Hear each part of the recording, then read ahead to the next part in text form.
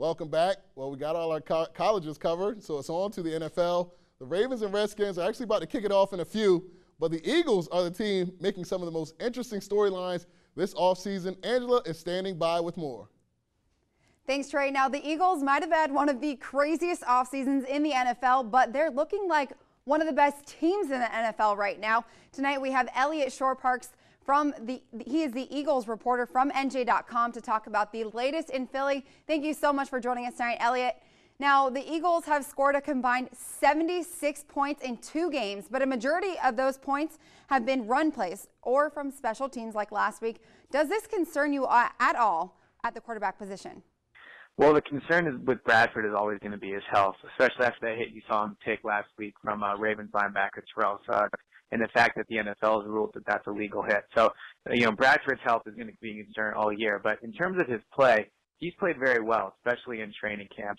He's looked like that elite guy that many think he could be with Chip Kelly as his head coach. Now, he didn't look super sharp against the Ravens, but a lot of that was rust. So if Bradford's healthy, I really don't think there's a ton of concern at the quarterback spot. All right, well, speaking of Chip Kelly, people were thinking that he was absolutely crazy, but take a look at what this team has been able to do so far. It is early, very early, I get that, but they look absolutely incredible to me. To compare the 2015 Eagles to last year's 10-6 team, what are the biggest differences that you've noticed? Well, the biggest difference, and I'll quote Kelly on this, is the depth on the team. The first 2 years, Chip working with then general manager Howie Roseman, I really think they were on the same page. You kind of saw that in like a discombobulated bottom of the roster, where a lot of guys, there wasn't a lot of depth at certain positions, and certain guys didn't seem to fit. But just watching this team through OTAs and training camp, and it really stands out to me how much depth they have and how much more talented they are. Obviously, they have questions at certain positions, but at key positions like linebacker, running back, receiver, and quarterback, they have a ton of depth, and those are the spots you want depth in the NFL. Now, you're actually at Lambeau Field right now to see the Eagles take on the Packers. Who do you have winning tonight? I'll go Eagles just because, they've shown that they have depth. Aaron Rodgers probably isn't going to play. And I think the Eagles are going to play their starters, the majority of the first half. So the Eagles have, they're 2-0 so far. I think they've outscored their opponent something like 70-26. So I'll say that continues and they leave Green Bay victorious.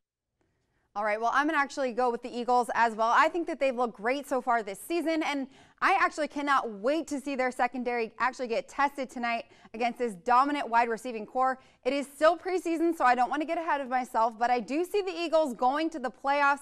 I just don't see any teams in the NFC East, the Cowboys, sorry, Trey, topping their talent. Now, I know that it hurts you to hear that as a Cowboy fan, but what do you think so far, Trey?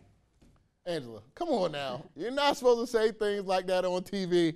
Look, I got some friends that are Eagles fans. We go back and forth on it all the time. I think Philly has some phenomenal talent in some positions, but when you think about the position that matters the most, quarterback, I'm not putting my faith in a guy that can't stay healthy, and when he does, is very mediocre at the best. So we'll have to see what the Eagles do.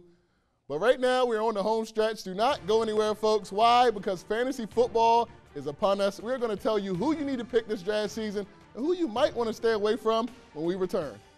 Hi, I'm Luke Prunny, defensive tackle at Bennett High School, and you're watching Delmarva Sports Insight.